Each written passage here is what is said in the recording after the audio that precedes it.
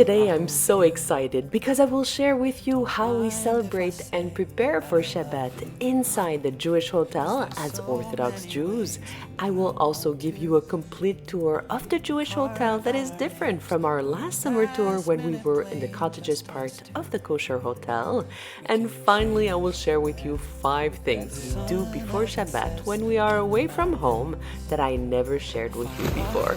And if you're new here, hi, my name is Sara Malka, and on my channel, I share all facets of my Orthodox Sephardic Jewish life as a full-time working mom with small kiddos. So please don't forget to leave this video a big thumbs up and subscribe to our channel. Let me put on a pretty tichel and let's jump into it.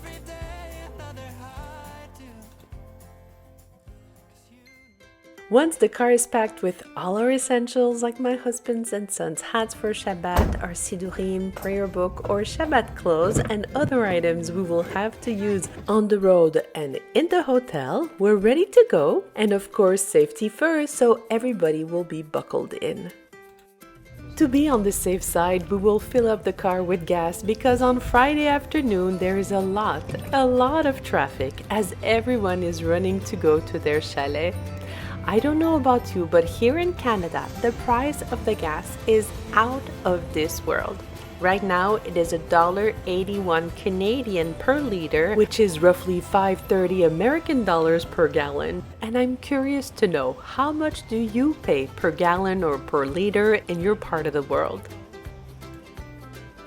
While we're on the road and driving very slowly to go to the Jewish hotel, because as we predicted, the traffic is very intense, especially in the city, but hopefully it will loosen up once we hit the highway. Let me explain to you why we're going to the hotel this week.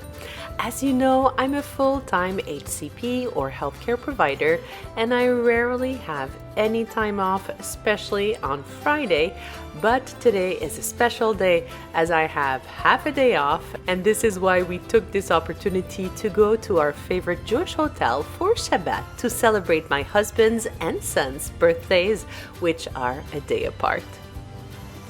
After more than 2 hours instead of our 1 regular hour to reach the hotel, we are finally here. Last time we came to this Jewish hotel, we stayed in the more rustic apartments or cottages of the resort, but today we are so excited because we're staying inside the hotel. It is much more modern, but it is our first time, so we're excited to see our rooms. The first thing you will notice in this Jewish hotel is of course the mezuzah or scroll greeting you on the right side of every doorpost here in the hotel, which is of course a big telltale sign that you are in a Jewish establishment. My husband and I are so excited to see our room, and of course we are greeted by a mezuzah on the right doorpost. And when I opened the door, I was so pleasantly surprised with these beautiful light fixtures. And look at this in the back, we even have a private garden. And let me tell you who is going to be spending some time there on Sunday after the prayer, just basking in the full glory of God, studying as well as journaling. I'm so excited and grateful for this room.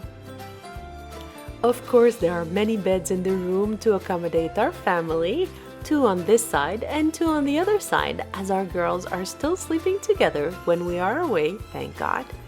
As usual, there is a refrigerator in the room, as we always keep some snacks handy during Shabbat. The bathroom is lovely too, with a nice bath and shower combo, as well as a beautiful sink area. I really think I'm gonna love preparing for Shabbat here. And of course, in the corner of the room, we find our netilat yadayim. It is our special 2 handles washing cup to wash our hands ritualistically. This one is strictly used for the morning ritual of washing our hands, as it is in the bathroom, but we will have a special one for washing our hands before bread, but it will be located in the reception hall. My husband is such a prince, thank God, and he lets me choose the bed I prefer, and I really think that love is found in these little gestures and attentions. We all unpack our things, and on a side note, it is very common for women to change our clothes for every meal, hence the many outfits I brought.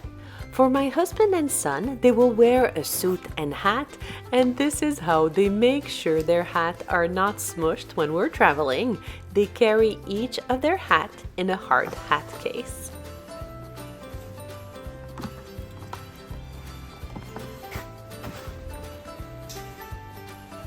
Once everyone has chosen their bed, we will all go to the Salon, which I never showed you before. Of course, I will take with me my favorite book, which is called the Tanakh, which contains the 24 holy books of our scriptures. It is so nice to only have to go down 2 flights of stairs to be in the main hall, compared to the little trek we had to take outside when we stayed in the cottage last time we came, so it is a definite plus. They already set up hot snacks with potato kugels and pasta, so the girls are enjoying it so much already. They also have a small salad bar, which is my favorite as it's high in protein with a lot of veggies. In the corner, they have our favorite washing basins with the netilat yadayim cups we will use to wash our hands ritualistically before eating our challah bread with every meal. And something interesting to notice is the faucets only provide cold water, as using hot water on Shabbat directly from the faucets would be like cooking the water on Shabbat, which is a big no-no. The coffee station is always filled with yummy treats. Today we have kakas cake, which means cocoa cake in Hungarian, which is a delicacy usually made for Shabbat. One of my little rituals before Shabbat is to take a decaf coffee, and as you can notice, they have 2 humongous hot water urn or percolator for us to be able to enjoy hot water drinks during Shabbat, and of course these percolators will be turned on before Shabbat for us to enjoy hot drinks during Shabbat. Another fun thing you will only find in a kosher hotel is that meat and milk are never served at the same time, and this is why here the milk is left in a separate but accessible mini fridge, because the tables in the hall are already set for Shabbat, and on these tables we will eat meat. So I will pour my milk at a separate table outside of the main hall to make sure once again we do not mix meat and milk together, to follow the commandment found in the Torah. Talking about the dining room tables, each table will be occupied by a different family, so men and women of the same family can eat together and no separation between men and women is necessary, contrary to what we would see in a community gathering like a wedding, where men and women are seated separately.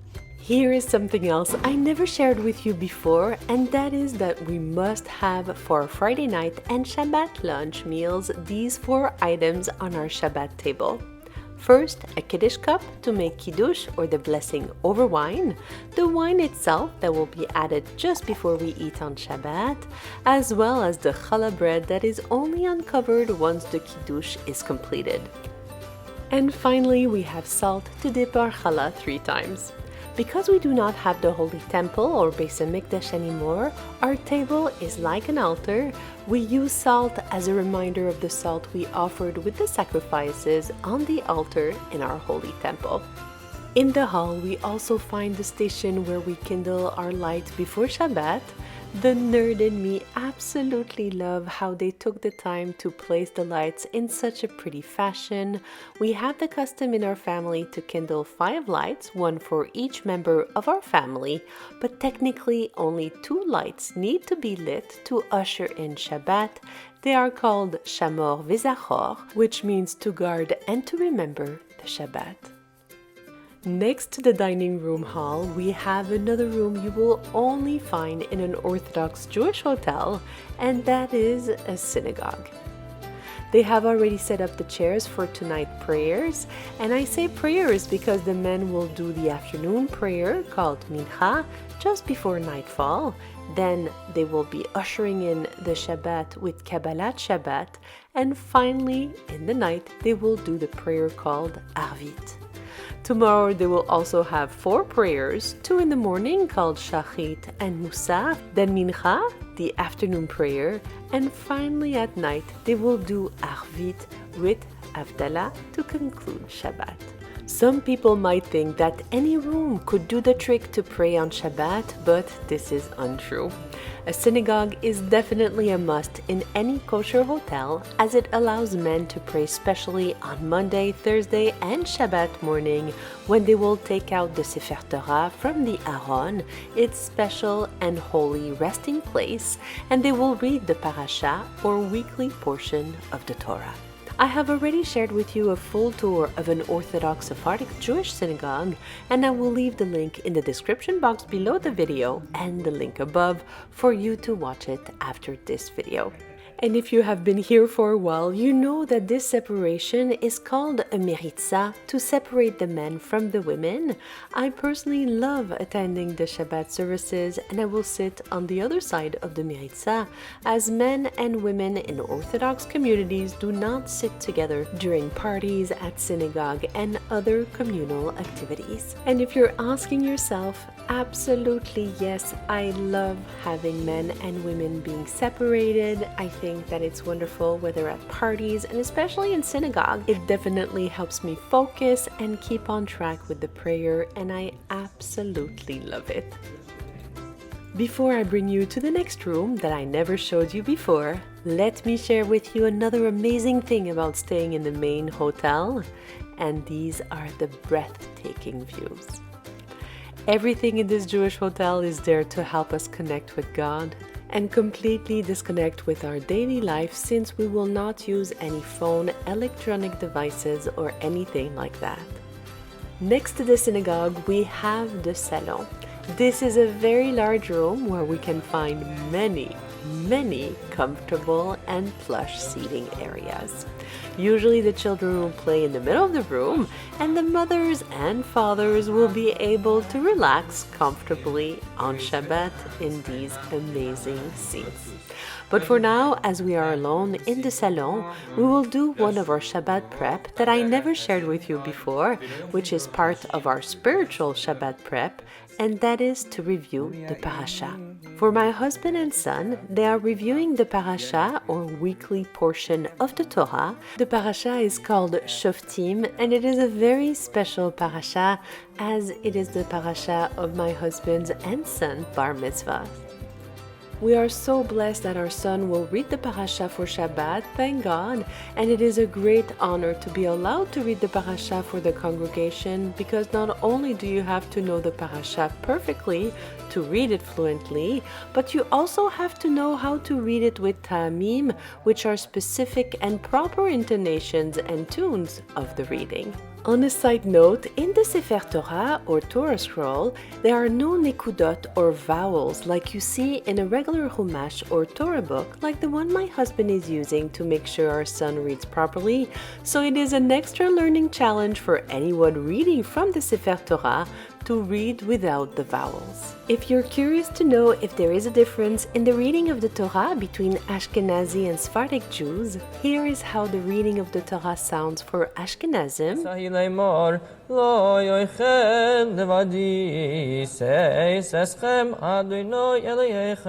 And this is what the reading sounds like in a Sephardic synagogue.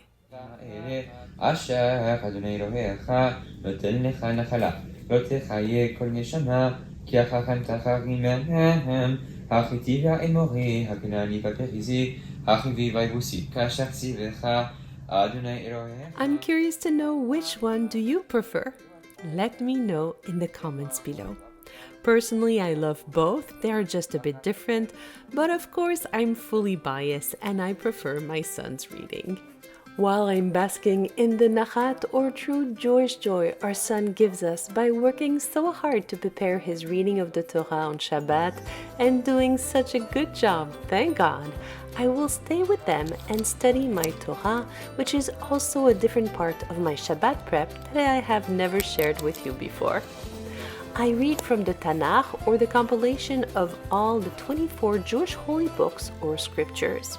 I have organized it by books and by parasha, or weekly portion of the Torah we read. And if you want for me to do a video on how I organize my holy books, how I study the Torah every week, what book I use to learn more about the scriptures to hopefully, with the help of God, better understand God's message in the Torah, please let me know in the comments below, and it's going to be my pleasure for me to do a video on that subject for you. After my husband and son are done with their study session, I will continue to review the parasha a bit more until I'm done. Once I'm done, I will take care of another part of my Shabbat prep that I have never shared with you before, and that is to take care of my mental and physical health, so I will take time to play with my daughters in the pool. Our daughters and I will wear a modest or tzniut bathing suit that covers our elbows and knees as well as our neckline. Of course, I do not have access to a pool every week, but I make sure I do some form of exercise every Friday to have a surge of endorphins that makes me feel so good. It is so easy for me to get lost in all the house chores and meal preparation for Shabbat, and we can often forget that the goal is not to have the perfect house and the most stunning meals and then be completely demolished and not be able to enjoy the holiness of Shabbat. The goal of Shabbat is to disconnect from all the daily chores and activities and take the time to connect with ourselves, our family, and God. So today we are so lucky because we were the only one in the pool, so no need for us to separate men and women because we are one family. And if you were wondering, we can absolutely swim with ease with these modest bathing suits, and they do not hinder in any way our movements. After a good hour in the pool, the children and my husband will stay in the pool, and I will go back to the apartment to prepare myself for Shabbat. On a regular Shabbat at home, I am the last one in the shower, so I can take my time and do the third thing I do for my Shabbat prep that I never shared with you before, and that is to pamper myself before Shabbat. My first step is to take a long and luscious shower using my favorite products. For my facial soap, I use CeraVe, and for my shampoo and conditioner, I'm using Dove. Many of you asked me how many times I wash my hair since I'm covering my hair with a head covering, and the answer is about 2 to 3 times a week to avoid for my hair to become damaged. After this amazing shower, I will use my acide hyaluronique. I will apply it on my face generously while it is damp, and I will also add some acide hyaluronique on my hands. And while it is being absorbed, I will floss my teeth. I use these individual flossers made from 100% recycled plastic, which is a plus, but on the flip side, I prefer my usual regular floss in a container. Not only does it give me more flossing thread, but it also uses less plastic, but on the other hand, the individual flossers use less floss. Are you on the team individual flossers, or are you on the team of the regular floss? Let me know in the comments below. After I floss my teeth, of course I'm going to brush my teeth as recommended by my friend who's a dentist. After brushing my teeth, I prepare my 2 masks, my under eye mask as well as my facial mask. I love this eye mask. It comes from Amazon, and I will leave the link in the description box below. I'm not sure how to apply them, but I'm going to put it aside. And now I'm taking out this amazing face mask. It comes from the dollar store, and if you have some in your dollar store, please don't walk, run to get some because they are absolutely amazing. I applied my sheet mask, and yes, I am absolutely struggling, but after I have applied it, I realized I did not put my eye mask, so after that I had to struggle to remove the facial mask to put the under eye mask, and finally I can let everything sit. While the masks are doing their magic, God willing, I prepare my jewelry for Shabbat. I absolutely love wearing this watch my husband offered me for my birthday and these pearls. For tonight, I will wear my duster coat or tunique I have showed you in my previous video on how I dress classy and modest. I wear the duster with a long sleeved shell and a long black skirt to the floor. I absolutely love how the duster feels and floats when I move. I pair this duster with a combo bonnet and sash from Israel as my headscarf. After removing my masks and applying makeup, this is our final look. Now that I am fully ready, about 1 hour before Shabbat, I will wait calmly on the terrace just outside the Salon until we're ready to light 18 minutes before sunset. I hope you enjoyed this tour of our Jewish hotel, as well as to discover these 5 other facets of our Shabbat prep as Orthodox Jews, and I would love to know what was your favorite part of this Shabbat preparation in this Jewish hotel. Thank you so much for being here. It means the world to me. And know that in my book, you are part of the reason why I enter Shabbat with peace and harmony, knowing I have such a beautiful and supportive extended family. And if you're here until the end, please write in the comments, I love feeling at peace. So I know I was not alone. And if nobody told you today, know that you are loved and you are enough just the way you are. Until next time, stay safe, stay blessed, and don't forget to frum it up.